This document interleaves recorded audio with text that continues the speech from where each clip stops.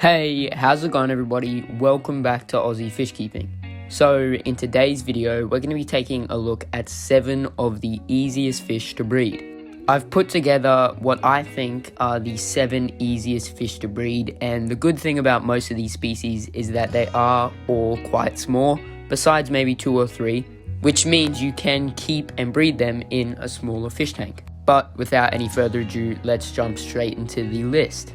So coming in at 7th place, we have angelfish. Now, I haven't personally ever bred angelfish before in my life, but I know a bunch of people who have, and they've all told me that they're super easy and they're great to breed as a beginner. The only downside to these guys, obviously, is that they do take a little while to mature, and most of the time pet shops or fish stores don't generally sell mature angelfish, and you do have to grow them out for quite a while. And on top of that, they do need a larger aquarium. But from what I'm told, they are super easy to breed as long as you have a nice heated tank. You can either put a tile in there for them to lay their eggs on, or you can use a broadleaf plant like an Amazon sword or maybe a Java fern. But yeah, once they lay their eggs, you can either take them out and raise the fry up yourself, or you can let the parents hatch out the eggs. The only thing is, sometimes the parents will eat their fry, especially if it's their first spawn. Although it is good to let your parents raise up a couple of spawns just to learn how to do it properly. And in the long run, it just really helps with breeding your angelfish. So yeah, coming in at 7th place on the list, we have angelfish. Now, moving on to our 6th place on the list, we have a little bit of a different fish. You don't really see many people talking about these guys when they are talking about easy fish to breed. But in my opinion, one of the easiest fish to breed is gudgeons and gobies. In particular, we're going to be talking about purple spotted gudgeons just because they're the ones I have the most experience with, although I've heard from a bunch of people that many gudgeons and freshwater goby species are quite easy to breed. So, like I just said before, I've actually had quite a bit of success when it comes to breeding southern purple spotted gudgeons. So, I first got purple spotted gudgeons when I went down to a local creek near me and I actually caught them. And I brought them home, and unfortunately it actually turned out that it was 2 girls. So then I went to the pet shop the next day and picked up a male. And then within about a week of the male and 2 females being in there, I found a bunch of babies around the tub I had them set up in. Since then, I have actually managed to successfully breed them a couple more times, and there are a few things that I would definitely recommend to some people who are trying to breed their gudgeons. So first things first, I think it's super beneficial if you keep the males and females separate until you actually want to breed them. So this actually took me a little while to figure out, but I did actually end up taking the male out from with the females one day, and then I put him back in around a week later and they had another spawn. And ever since then, I've just been keeping my males and females separate until I want to spawn them again. Another thing I would definitely recommend for anybody trying to breed gudgeons is use tannic water or very soft water. So I prefer using my rainwater and then adding some tannins like eucalyptus leaves and casuarina pods. You can even get away with using stuff like Indian almond leaves, of course.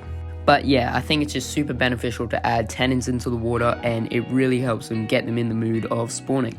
The final thing I would recommend is putting in a bunch of PVC pipes and really flat rocks for them to lay their eggs on. So I have actually experimented quite a bit with using tiles and flat leaf plants, although I find they like it much better spawning on just a flat rock or on the side of a PVC pipe. But if you want me to go into more detail and make a whole separate video on how to breed purple spotted gudgeons, make sure to comment down below, and I'll definitely get that done for you guys. But yeah, I think purple spotted gudgeons are a super duper easy fish to breed for beginners or experienced aquarists.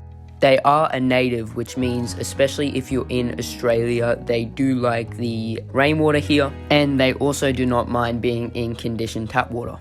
But yeah, besides that, they are obviously super easy to breed if you put them in the right setup, and they don't really need any heating.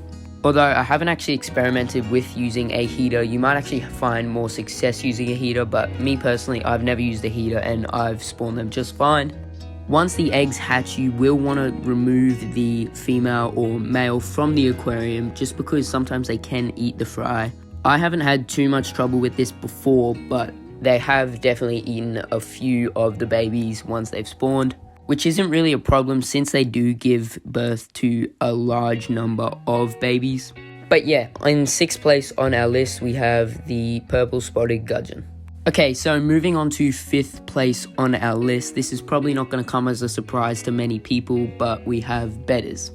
So bettas in general are just a super easy fish, and breeding them isn't an exception. They are super easy to breed if you do have a little bit of patience and you try and set up a little breeding area for them. Generally, you are just going to want to put the male in a breeding setup for about a day or two, just for him to build a bubble nest. And once the bubble nest is built, you can add the female, and once they lay eggs, you can take the female out. And then once the eggs hatch and the fry actually get to a free swimming stage, that's actually when you take the male out. And then from there, you just feed them baby brine shrimp and really high protein small foods, and they will grow super fast for you. So that is why 5th place on our list is bettas. Okay, so moving on to 4th place on our list, we have Bristlenose catfish. So Bristlenose are a great beginner fish to breed, and they are super easy, of course.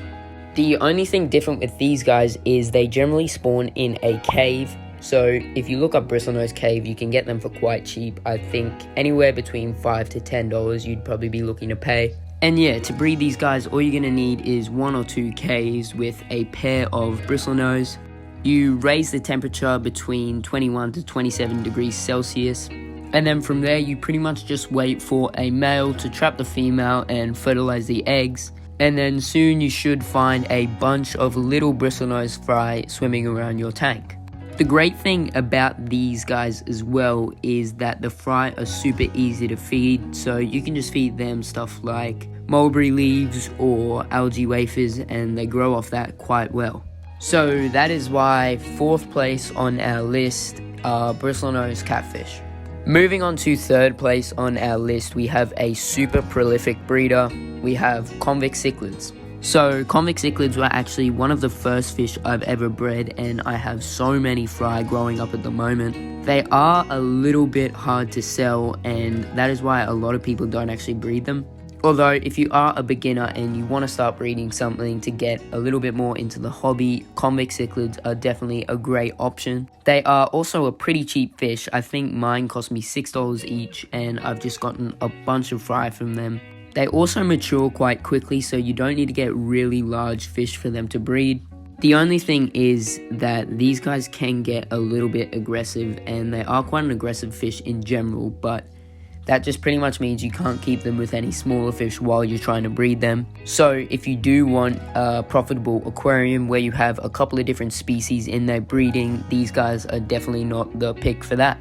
But yeah, these guys, like I said before, are just super easy at breeding. They don't need any sort of heat. They don't really care what the water parameters are, as long as they're reasonable. They just pretty much breed, and the babies thrive if you just put a little bit of brine shrimp in the aquarium. So you can strip the eggs, or you can let the parents raise them up. I find the parents do a better job than I ever will, especially with Convict cichlids. Although if you do find they're breeding too much for you, you can just take the eggs out and feed them to another fish. But yeah, definitely a great option for beginners, and the 3rd place on our list is Convict cichlids. Moving on to 2nd place on our list, we have the first fish that I actually ever intentionally bred. We have danios. So I will be making a video on these guys as well very soon, but they are a super easy species to breed, and there is a super simple method that you can use that I will actually use in the video coming out soon. But yeah, pretty much you just want to put them in any setup where the fish and the eggs are separate at all times. So a very common method is just by putting a bunch of pebbles in the bottom of your aquarium or bucket, and your fish will spawn and the eggs will fall down, and because the pebbles are there, most of the time the parents cannot go down and eat the eggs. And these guys will have absolutely hundreds and hundreds of babies, and one of my favorite things to do is actually mixing up different varieties. So obviously you can get normal zebras, you can get gold zebras, you can get leopards, you can get longfin leopards, all sorts of different colors. I just love mixing them all together and seeing what you get within the fry. But yeah, they are just a super easy and fun species to breed, and I would highly recommend them to anybody looking to breed a small fish. Their fry are also super easy to raise up, and they are very hardy. Generally, all you have to do is feed them brine shrimp once or twice a day, and they will grow super fast. But yeah, second place on our list is danios. So first place on our list obviously comes with no surprise to anybody, is guppies.